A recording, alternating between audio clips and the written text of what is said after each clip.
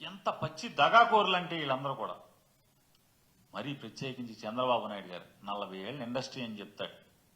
ఆయన నిన్న ఢిల్లీ వెళ్ళాడు. వెళ్ళి ఆయన చెప్తాడు ఎంత పచ్చి పాపం అంటే ఆంధ్రప్రదేశ్ రాష్ట్రంలో తల్లికి వందనం అనే ప్రోగ్రాం జరుగుతుందని చెప్తున్నాడు.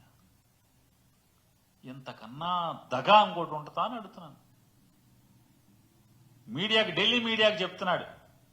ఎందుకంటే వాళ్ళు అక్కడ ఉంటారు, మనం ఏదో ఒకటి అడ్వర్టైజ్మెంట్ ఇవ్వచ్చులే ప్రభుత్వం తరఫున, ఏది కావాలంటే అది మనం చెప్పింది వాగింది రాసేస్తారులే అని చెప్పని అమ్మకు వందనం ఆంధ్రప్రదేశ్ రాష్ట్రంలో అమలు చేస్తున్నామని చెప్పి ఆయన నిన్న మాట్లాడతాడు. అందుకే